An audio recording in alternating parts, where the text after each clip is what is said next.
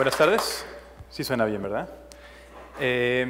Bueno, generalmente hay muchas personas que cuando llegan a este escenario son bastante conocidas para el público, entonces no tienen necesidad de presentación, pero creo que requeriría yo más bien hacer todo lo contrario. Necesitaría presentarme con ustedes un poco para que entiendan por qué estoy enfrente de ustedes.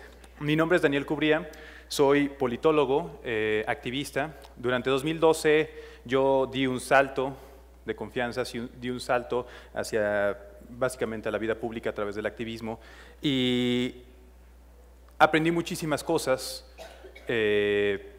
durante ese transcurso, ¿no? Entonces, particularmente la cosa que aprendí más es que tengo una enorme pasión por la política. Y es muy importante, o sea, quisiera hacer el énfasis en que cuando hablo de política no estoy diciendo que yo quiero ser presidente, no estoy diciendo que quiera ser presidente municipal, no estoy diciendo que quiera ser diputado, estoy diciendo que la política como una herramienta que tenemos los ciudadanos, que tenemos las personas para resolver problemas cotidianos, eso es lo que realmente me apasiona y eso es lo que me gustaría transmitirles hoy a ustedes.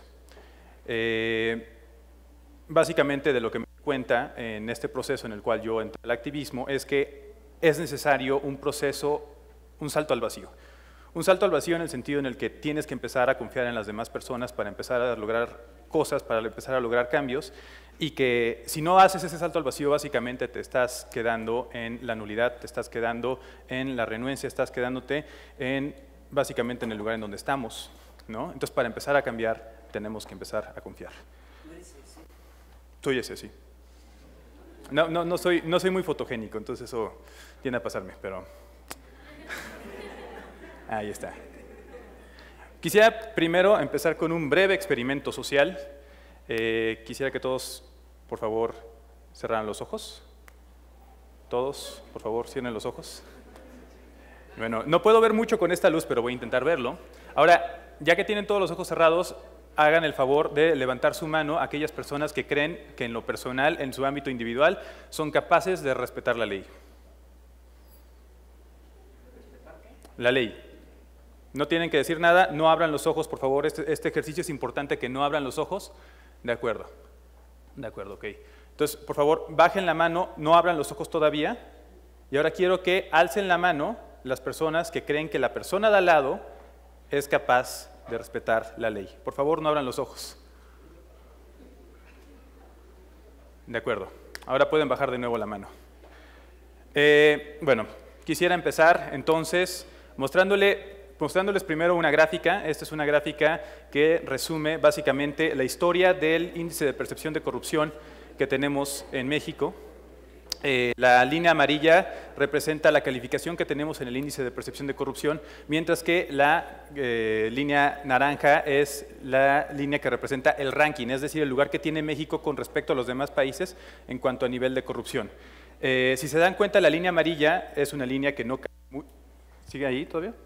La línea amarilla es una línea que permanece relativamente estática, no tiene mucha diferencia conforme el tiempo, mientras que la línea naranja es una línea que empieza a crecer de manera proporcional conforme pasa el tiempo. Uno creería que esto es algo bueno, pero es todo lo contrario. De hecho, el hecho de que la línea naranja crezca significa que México cada vez tiene un peor lugar, un peor posicionamiento en cuanto al combate a la corrupción, y eso se explica básicamente porque no hemos cambiado en calificación, al mismo tiempo que otros países sí han logrado avanzar en cuanto al tema. Ahora, el tema no se queda nada más en las estadísticas, porque las estadísticas tienden a ser muy frías, ¿no? O sea, intentamos resumir la realidad en cuanto a un número y muchas veces ese número no nos dice necesariamente mucho. Lo que sí nos dice son los actos de corrupción que vemos todos los días en la televisión, que los vemos en el periódico, que los vemos y pululan por todos lados y que sin embargo no vemos que realmente estos escándalos generan un cambio significativo. ¿De qué tipos de escándalos les estoy hablando? Estoy seguro que si ven esta imagen saben a lo que me refiero. La famosa Casa Blanca, que esta imagen se ha convertido en una imagen icónica, todo el mundo sabe perfectamente lo que representa esta sala, la relación que tiene el presidente con un contratista del Estado de México y la manera en la cual esta foto y otras fotos y un reportaje en particular significó en cuanto a la pérdida de confianza que tuvimos hacia el Ejecutivo. Luego también hay otros casos, no solamente se queda en la Casa Blanca. Estoy hablando de la desaparición de 43 normalistas, que les podría de nuevo resumir la historia, pero todo el mundo sabe de qué va. Significó una crisis importante. a partir del segundo año de este sexenio, de la cual muchos piensan que simplemente el gobierno actual no se va a recuperar. También tenemos otros casos de gobernadores cínicos y gobernadores que no tienen alguna especie de llenadera, muchos que están prófugos, más bien particularmente uno que está prófugo, y que es un mal que se está reproduciendo a lo largo del país. Todo el mundo sabemos que el problema de la deuda pública es sumamente fuerte, particularmente a nivel estatal, y nadie sabe cómo poder frenar esto. Y finalmente les voy a poner una última imagen que creo que es muy sintomático de cuáles son las consecuencias de la corrupción si no la frenamos antes, ¿no? ¿Qué puede pasar si de repente dejamos que la corrupción pulule, ¿no? Que es justamente el gasolinazo. El gasolinazo, si bien fue consecuencia de la reforma energética, sí refleja muchísimo parte de malas decisiones que fueron tomadas años antes de que esto llegara y cómo esto directamente impactó en el bolsillo de los mexicanos y muchísima gente quedó sumamente enojada y quedó sumamente frustrada por él. Ahora, la gran pregunta detrás de todo esto es ¿por qué si tenemos problemas tan claros de corrupción, por qué si tenemos escándalos y estamos la vemos tan viva en nuestra vida pública, por qué no hemos sido capaces de frenarla? Esa es básicamente la pregunta que nos hicimos en la organización en donde yo estoy trabajando actualmente, se llama Opciona, es una organización que tiene como fin combatir la corrupción, incluir a personas dentro del combate a la corrupción a través de la participación ciudadana, y la pregunta es, ¿por qué no hemos sido capaces de frenar la corrupción? Nosotros llegamos a una respuesta que es simple, pero no por simple significa que carezca de contundencia, y es que la gente no cree que la corrupción la afecte, porque creemos que la corrupción es ajena a nosotros. ¿A qué me refiero con esto? Dividimos la corrupción en dos tipos. ¿No está funcionando esto?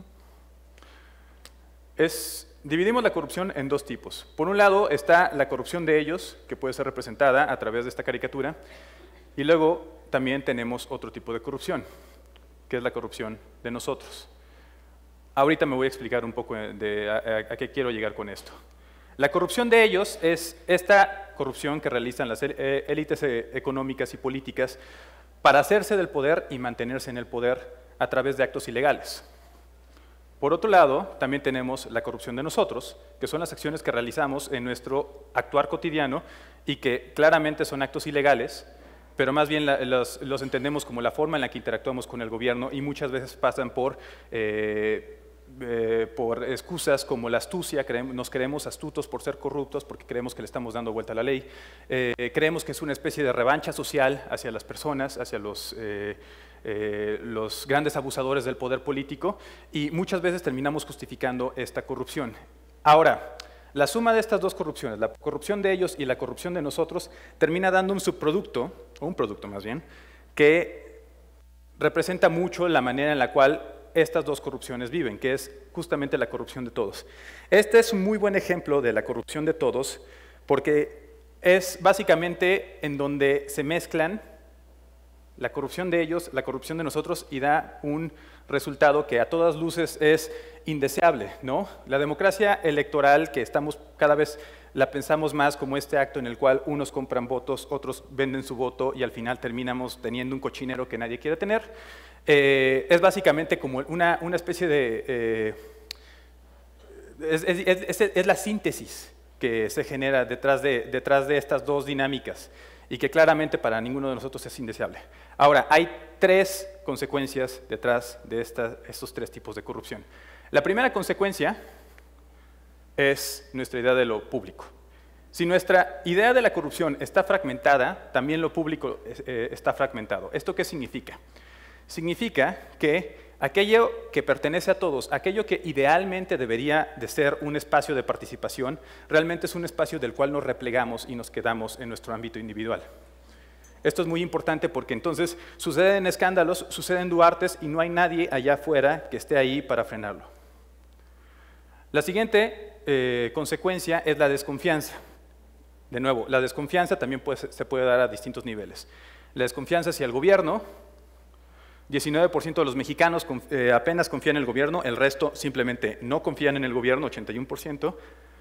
Hacia las reglas, hicimos una encuesta hicimos una encuesta en la que resultó que 42% de los mexicanos asocia la ley con algo malo, mientras que 21% lo hace con algo bueno. Esto quiere decir que la gente no considera que la ley sea una especie de terreno neutral en el cual nosotros podamos basar nuestra confianza y empezar a actuar en un ambiente público.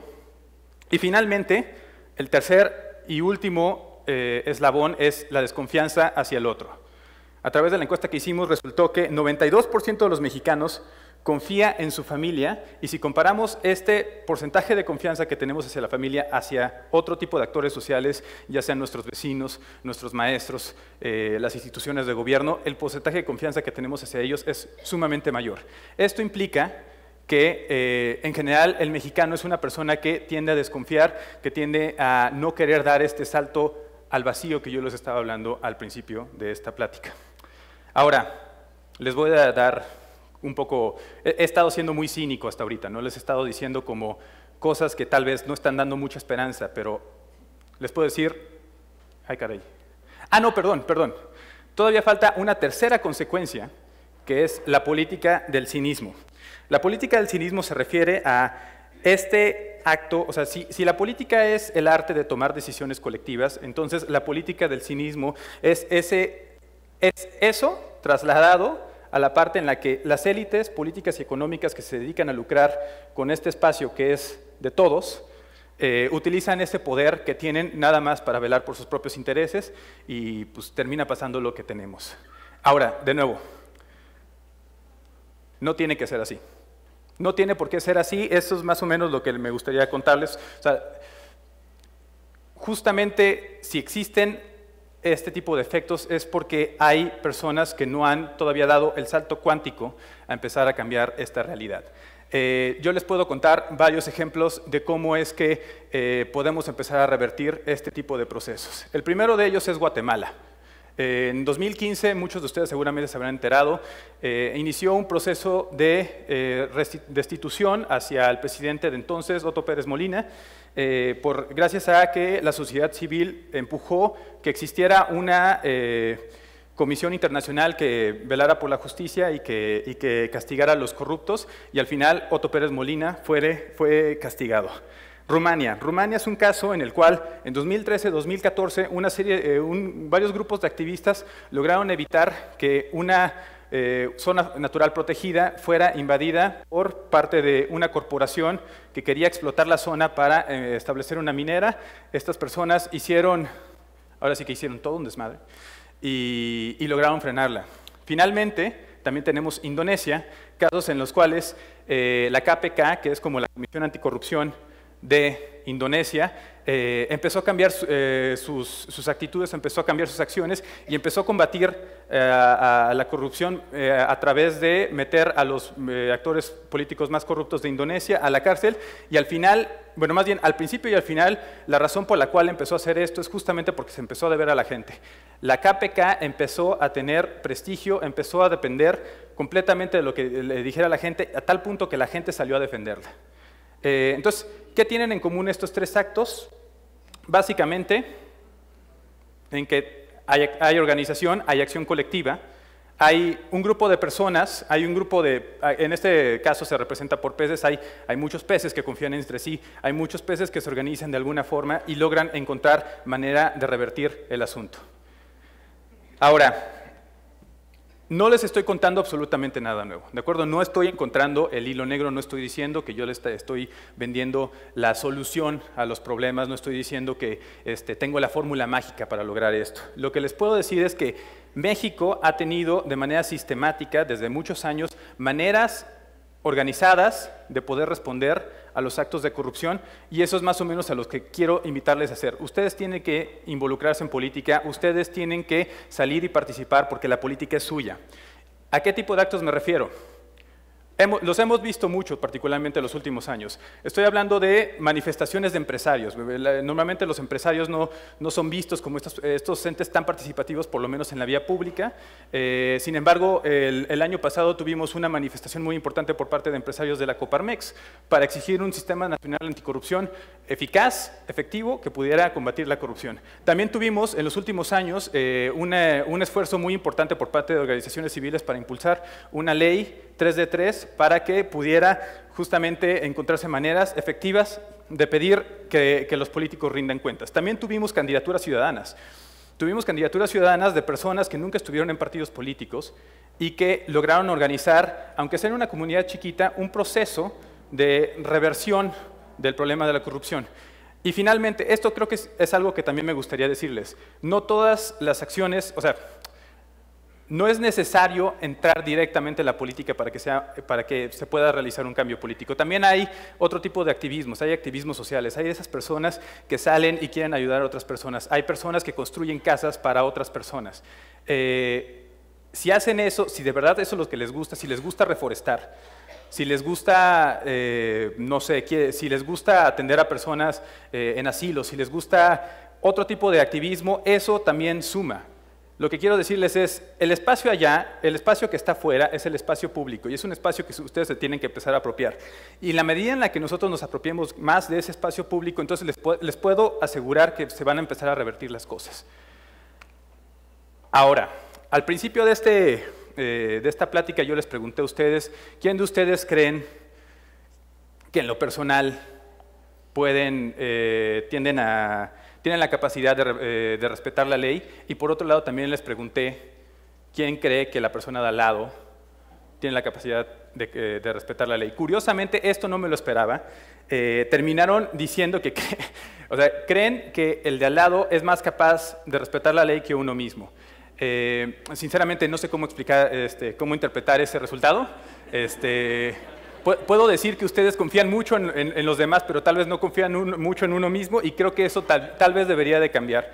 Pero bueno, por lo menos me alegra saber que existen redes de confianza aquí que superan lo individual y creo que justamente la invitación entonces sería a que ustedes den ese salto al vacío, se involucren en la vida pública y recuperen ese espacio que es de todos. Muchas gracias.